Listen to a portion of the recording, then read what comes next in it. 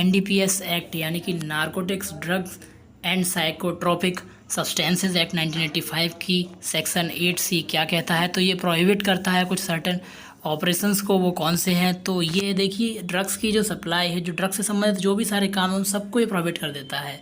जैसे कि produce, manufacture, possess, sale, purchase, transport, warehouse बनाना, इनका यूज करना, कंज्यूम करना, इंपोर्ट, अगर एक स्टेट से दूसरी स्टेट में इंपोर्ट करना है या फिर एक्सपोर्ट करना है दूसरी स्टेट में या फिर इंडिया में मंगाना है, तो ये सारी चीज़ें जो है इलीगल कर दी गई हैं। इनका प्रोहिबिट कर दिया गया है इस एक्ट के द्वारा, इस सेक्शन के द्वारा।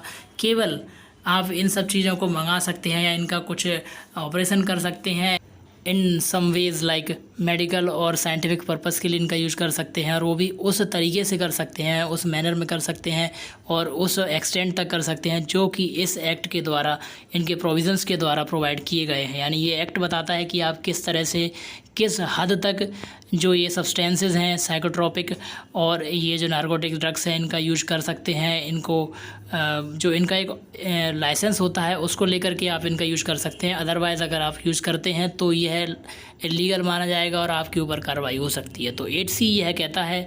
अब जानते हैं कि सेक्शन 20 क्या कहता है। यह सेक्शन कहता है कि जो कोई भी इस एक्ट के अंतर्गत दिए गए लाइसेंस के नियमों के विरुद्ध जा कर के या फिर कोई ऑर्डर या एक्ट के अंदर कोई प्रोविज़न किया है उसके विरुद्ध जा कर के काम करता है।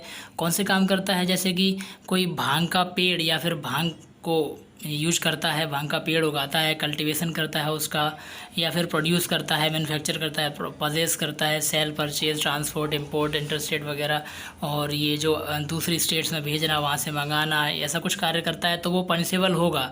देखिए, अगर ये पहला वाला कार्य यानी कि कल्टीवेट करता है भांग के पौधों को, तो उसको रिगरस इम्प्रिजनमेंट दिया जाएगा फॉर अ टर्म विच में एक्सटेंड टू 10 ईयर्स, यानी 10 साल तक के लिए भी हो सकती है, और उसको फाइन भी लगाया सकता है जो कि 1 लाख रुपए तक हो सकता है।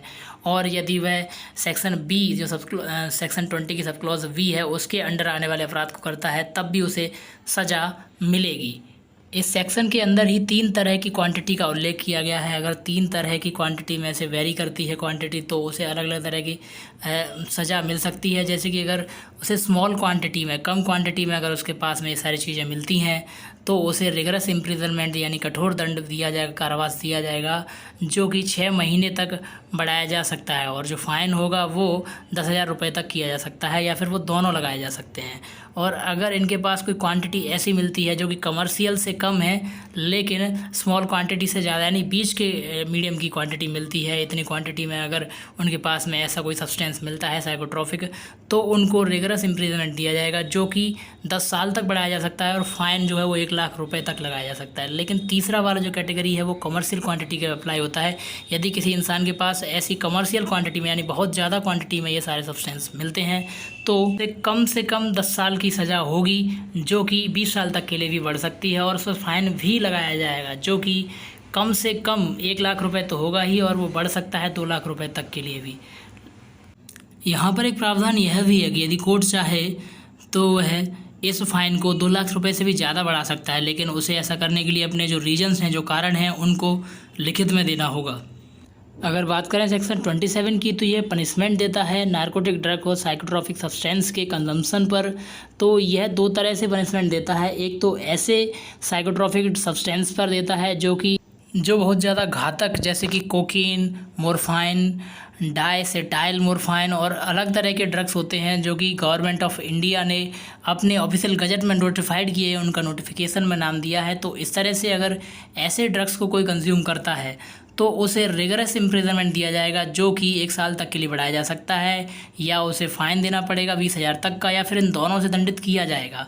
लेकिन यदि कोई थोड़ा सा हल्का ड्रग्स लेता है तो उसे 6 महीने तक की सज़ा हो सकती है, और उसे 10,000 रुपये तक का जुर्माना, या फिर ये दोनों चीज़ें भी इनसे दंडित किया जा सकता है। अब अगर बात करें सेक्शन 35 की तो यह बताता है ऐसी कल्पेबल मेंटल स्टेट यानी आपराधिक मानसिक स्थिति की, जो कि अगर इसमें अक्यूज़ होता है तो उसे दंडित किया जाएगा। तो ये अक्यूज़ के लिए ही अच्छी बात है कि वो ऐसा डिफेंस ले कि हम इस तरह से इस स्टेट में नहीं थे, क्योंकि देखिए जैसे अगर ये आर्यन खान इस पार्टी में मौजूद थे और ऐसी उनकी अगर आपराधिक माना स्थिति पाई जाती है तो उनको दंडित किया जाएगा। तो दोस्तों ये तो था एंड इस वीडियो का। I hope you like the video. मिलते हैं अगली वीडियो में। Till then thank you very much.